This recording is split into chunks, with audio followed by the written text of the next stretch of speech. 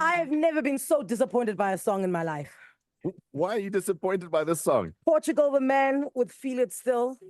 No, because Richard Branson, Sir Richard Branson. I was going to say Sir Richard Get it right, Branson. get it right, get it right. Sir Richard Branson, we said to him, oh, sir, please give us a moment. We're going to play a song and then we'll come and chat to you and Mr. McDonald. And he was like, as long as it's Like a Virgin, Madonna. So now I feel like a disappointment. I've disappointed an entire Sir, knighted by the Queen. After this conversation, we'll play Like a Virgin. Okay. After this conversation. The people who are taking us into the stratosphere.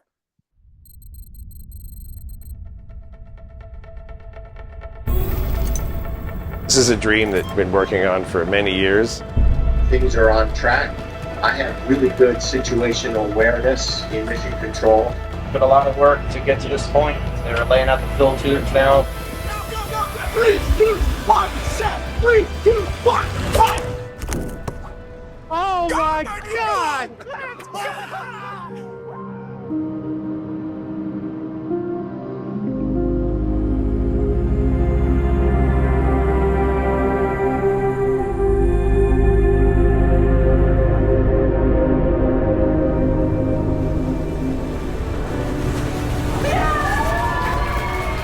If we'd been in that capsule today, we could have had an amazing journey.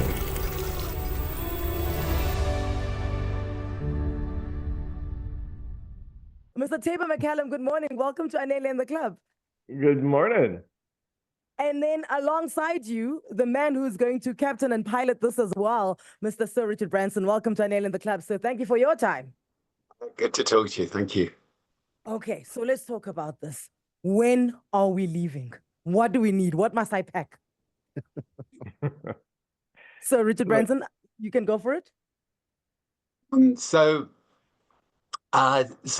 This experience is different from going to space in a spaceship. With Virgin Galactic, we went to space at traveling at from 0 to 2,500 miles an hour in 8 seconds, and then in space we were able to unbuckle and float and look back on the Earth. With this experience, you're going to be taking off from a large ship with a very, very, very tall balloon, drifting very, very slowly up towards the top of the Earth's atmosphere, 100,000 feet. And the whole experience will be something like 6 hours round trip. You'll be sitting in a beautiful dome with wonderful, wonderful windows. And we're hoping that the first flights will be from the British Virgin Islands, which is somewhere that I know and love very well. And obviously it's got the right name, like a virgin, British Virgin Islands, everything has to be virgin. It should be one of those great experiences of life. And obviously Tabor, who's the mastermind behind it with Jane, they're hoping that in time we can have a few ships doing this so that the price can come down, so more and more people will be able to experience it. But we'll be the guinea pigs anyway later on next year, and we'll let you know how we get on. Let me ask Mr. Tabor MacCallum, for all of us, we all failed science in the studio, which is why we ended up on radio and TV. So for us who physics is not our strongest suit, how does this actually work? So imagine that the balloon is like an ice cube at the bottom of a glass of water, and that ice cube floats up and sits on top of the water. The balloon launches from a ship, takes 2 hours, and floats on top of the Earth's atmosphere like an ice cube floats on water.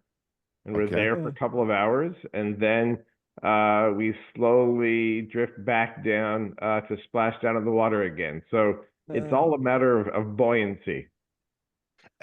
Okay, so a lot of people asking questions, which would be the normal man questions here, is will there be in-flight entertainment? Will there be snacks? And speaking of virgins, will the cocktails be virgin cocktails? Are we allowed to have beverages on this balloon? Yes, there is. This is a beautiful, well-appointed capsule being designed by an amazing British design team. and their requirements are that it has to have a bar with virgin cocktails, and it has to have a loo, because after you've been to the bar, we all go to the loo. Okay, So, there we go. and there's then these beautiful windows to look out. So of course we'll have food service, and actually Richard says we have to have caviar. Oh, Oh, okay. yes. Oh, yes. And- And how long is it from when it takes off from the ship and it goes into the stratosphere? How long are you up there before you make your way down? You're up there for 2 hours.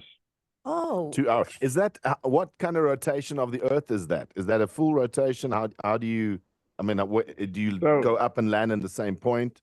So it's not like a spaceship where we're flying around the Earth.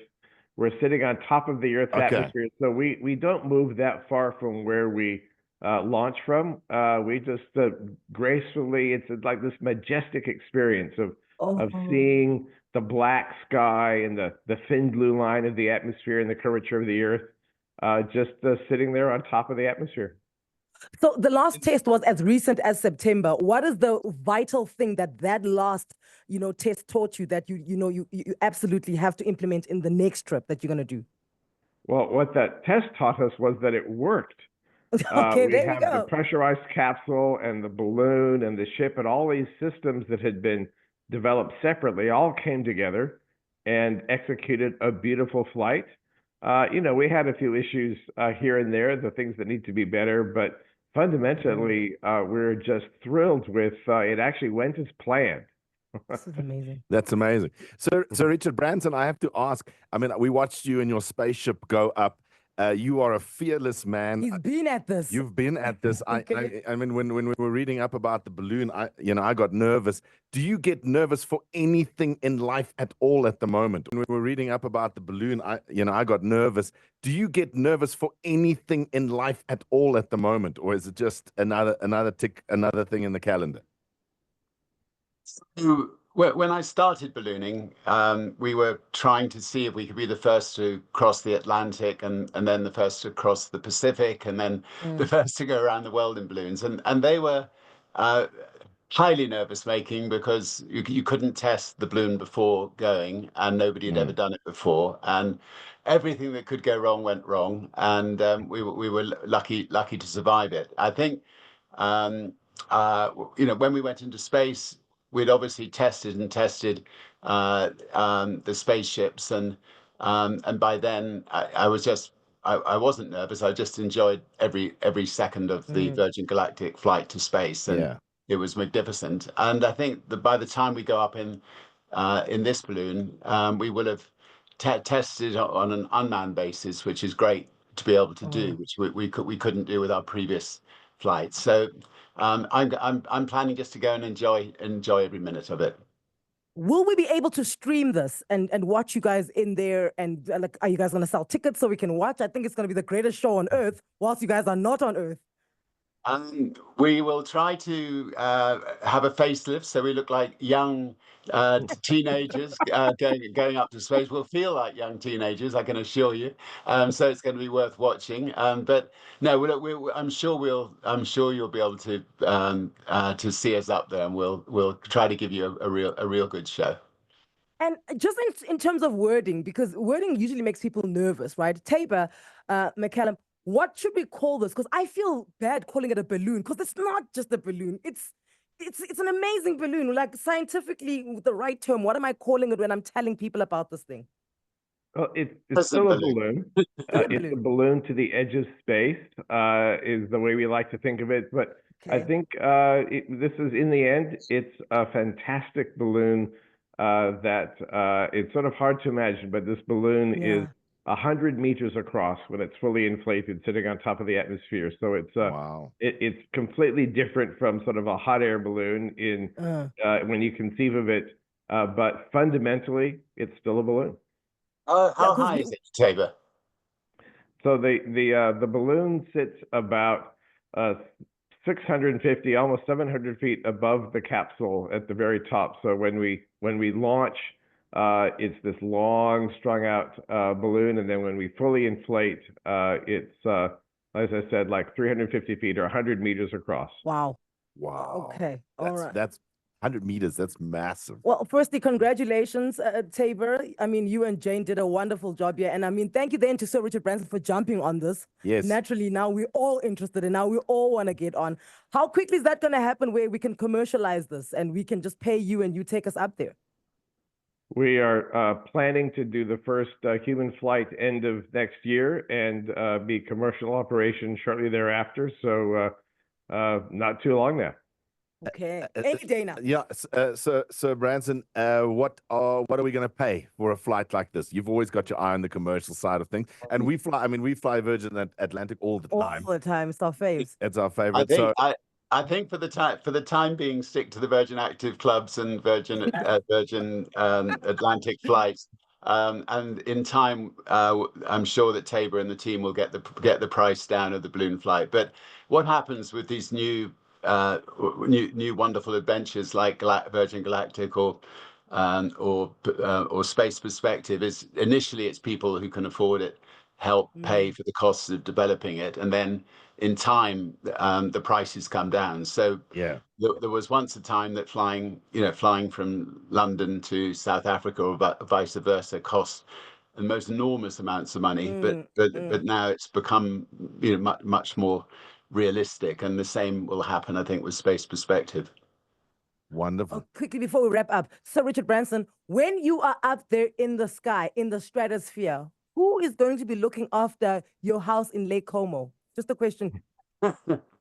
Anele is trying to ask if we can look after it for you while you're up there. Well, I hope somebody will be looking after a little island in the Caribbean, Necker Island. Do you know Lake Como? Whoever owns that house has always sort of pretended that it's my house and promotes it as my house and rents it as my house. But it's a lovely house, but I've actually got nothing to do with it. So I have thought one day of just going and knocking the door down, and the police could not kick me out because everybody knows it's my house. Yeah, you should just pitch up and be there for a week because it's your house. Exactly. No, but it was. I'll just say hello to the gardener in the morning, and it'd be quite a fun. Well, maybe we'll do it for April Fool's Day together one day. Okay. Thank you for clearing that up. And also thank you for chatting to us, guys. This is so wonderful. It's so nice to see humanity progress at this level. And there is nothing to me that excites me better than humanity that is inclusive. I feel like this is within reach of, it's within reach of us. And we just want to see you guys do the work and see how quickly we can join you guys up there in the balloon. Well, thank you. And if you could just say hello to all the Virgin people who work for all our wonderful Virgin companies down there. And look forward to seeing you all soon. And thank you.